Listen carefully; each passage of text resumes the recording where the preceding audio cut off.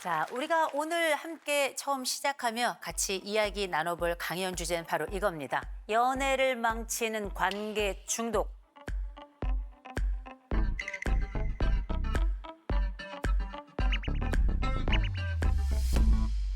이 관계 중독의 제일 중요한 핵심엔 뭐가 있냐면 정서적 의존이 있습니다.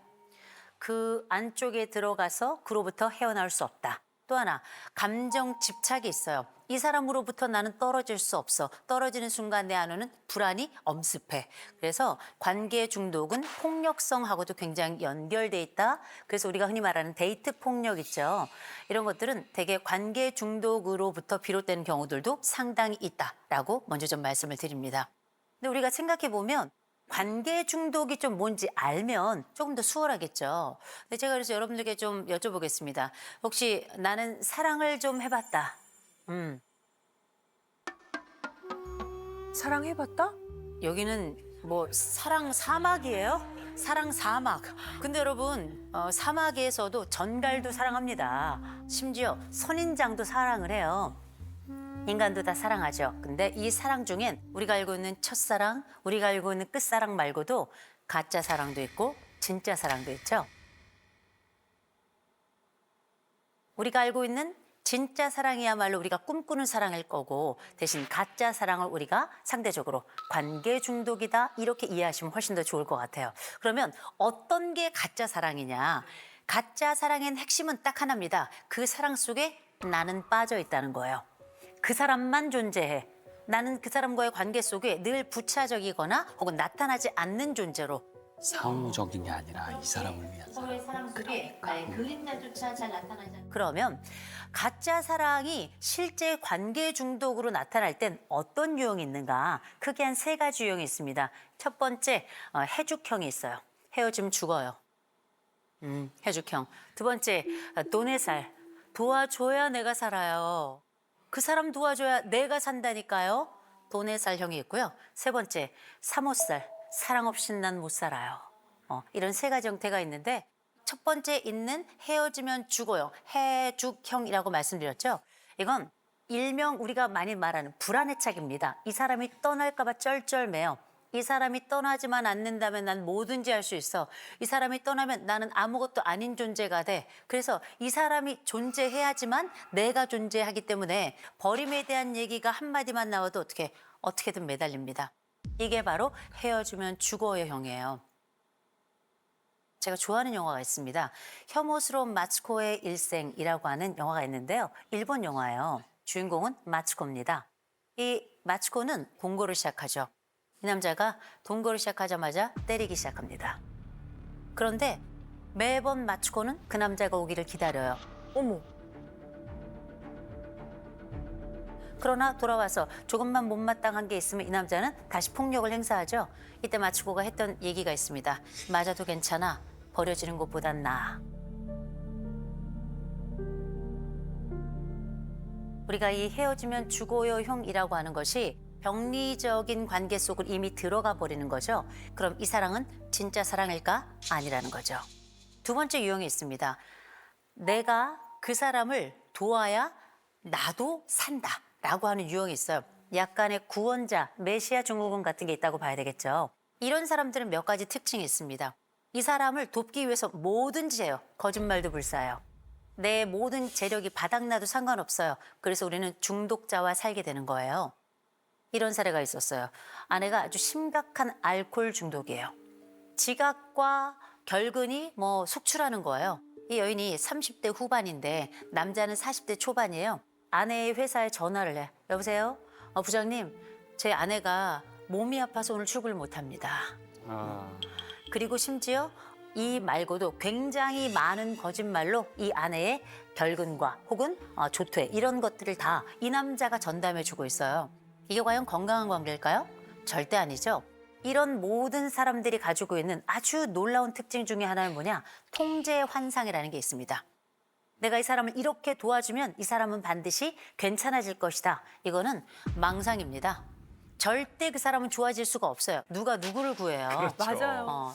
내가 이 사람을 도와주는 것으로 이 사람은 스스로 할 수 있는 것을 못하게 되거나 놓치게 되죠. 내가 모든 것을 다해 이 사람을 위해 희생을 해. 그래서 이 사람이 좋아질 것이다 믿어요. 그래서 온갖 헌신을 다 했어요. 그랬더니 이 사람이 좀 좋아져. 정상을 회복해가는 것 같아. 이런 일이 벌어지죠. 갑자기 돌보던 사람이 우울증에 걸려. 어머 뭐야 무섭다. 내 역할이 없어지는 건가? 이 역할이 없어지는 순간 나는 존재의 가치가 없어져요. 존재의 의미가 없어지는 겁니다. 그래서 갑작스러운 허무감, 갑작스러운 공허감, 갑작스러운 우울감에 빠져요. 그러다가 다시 이 남자 혹은 이 여자가 나빠지잖아요? 이 사람은 다시 또 확 회복을 해. 왜? 다시금 역할이 생겨나니까. 이 관계는 어느 측면을 봐도 병리적이다, 건강하지 않다 이렇게 얘기할 만하죠. 어쩌면 나의 역할을 위해서 그 사람은 더 상태가 심각해져야 되는지도 모르겠습니다. 이런 걸 우리가 되게 자기 희생 스키마라고 불러요. 스키마라고 하는 건 뭐냐면 내 머릿속에 어떤 생각이나 혹은 감정이나 아니면 어떤 상황은 이래야 돼라고 하는 하나의 규격.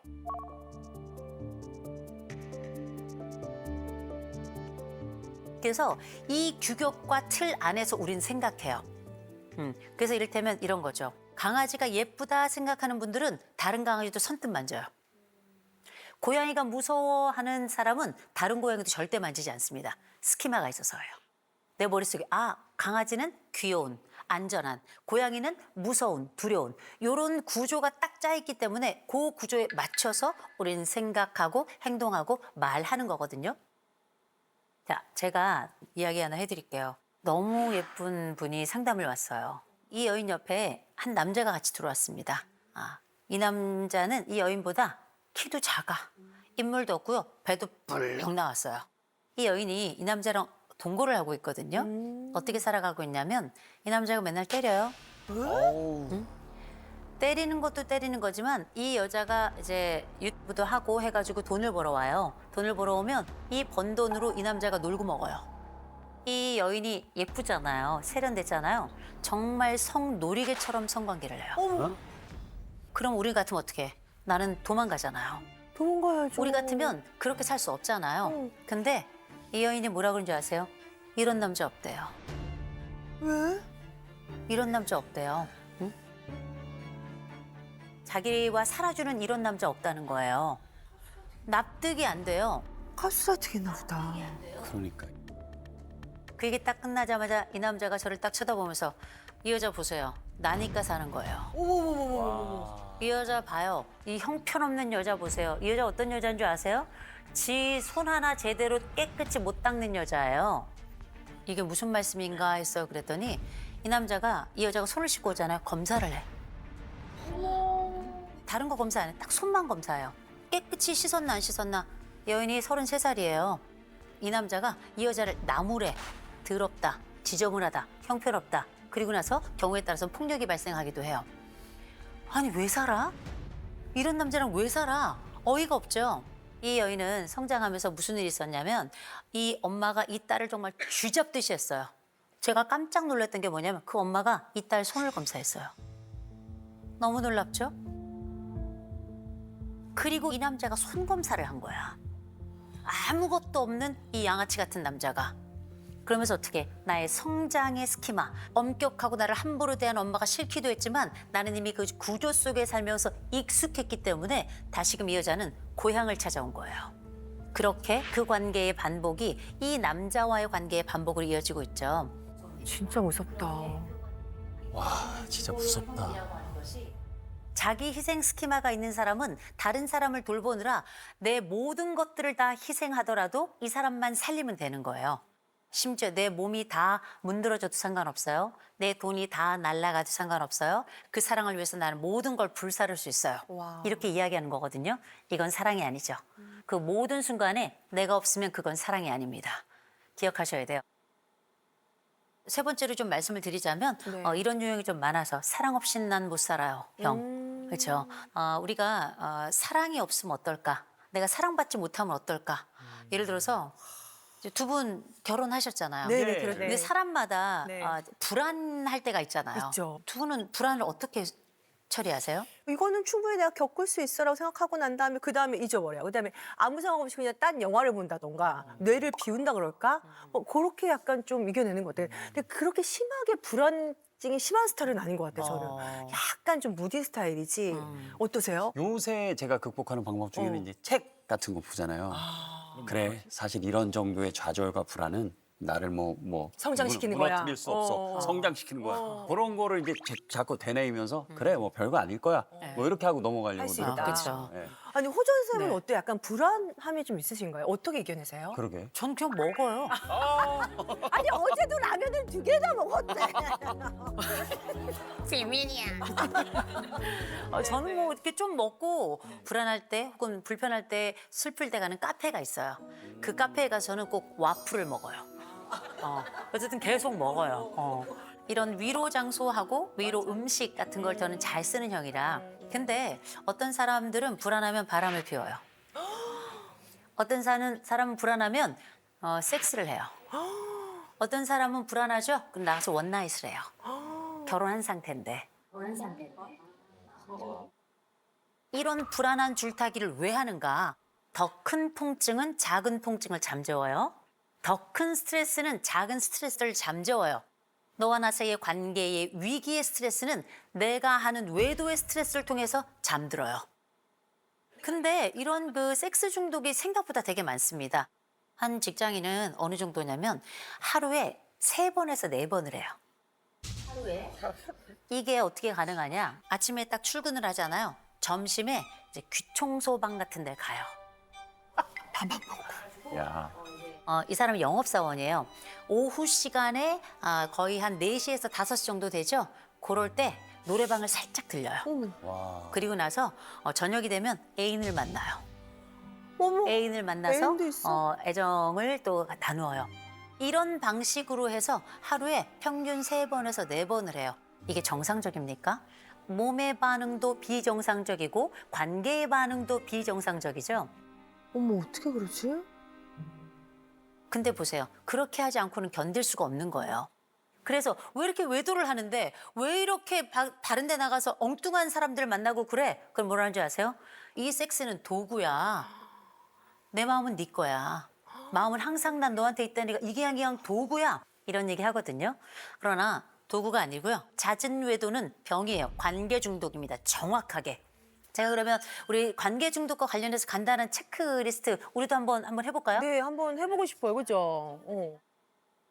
자, 첫 번째입니다. 자, 관계 문제 때문에 수면이나 식사나 나의 일상적인 출퇴근이라든지 이런 일상적인 기능이 흔들려 본 적이 있다.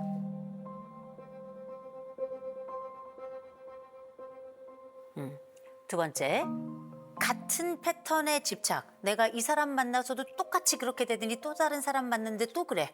이런 특정한 관계 패턴이 자꾸 반복된다. 세 번째, 관계를 끊어야 된다는 걸 머리로는 아는데 몸이 말을 안 듣는다. 또 하나, 극단적인 위협. 너 떠나면 나 죽는다. 이런 말이 자꾸 나온다. 혹은 들었다.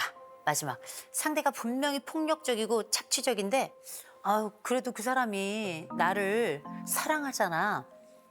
이런 생각이 맴돈다. 하나나 2개만 돼도 문제가 있어요.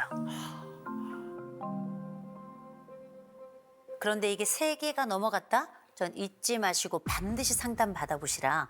이럴 때는 상담을 조금 받아서 건강한 대상을 내 스스로 이렇게 하나의 스키마로 다시 설정을 해야 돼요.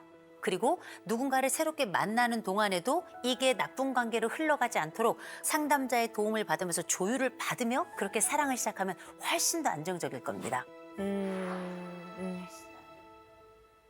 제가 진짜 요즘 정말 요새 2030의 마음에 안 드는 얘기를 들어요. 자기는 나쁜 남자를 좋아한대요.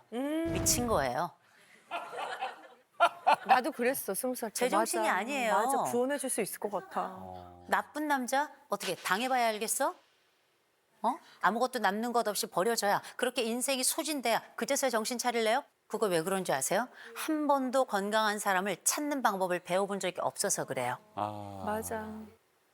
그래서 내 스스로도 한번 생각해 봐야 됩니다. 나는 어느 지점에서 빠져나올 수 없을 정도로 매몰되어 있는가. 그리고 날 완전히 상실한 상황에 그 사랑에 혹시 내가 들어가 있는 건 아닌가. 그렇다면 자르기 하셔야 돼요.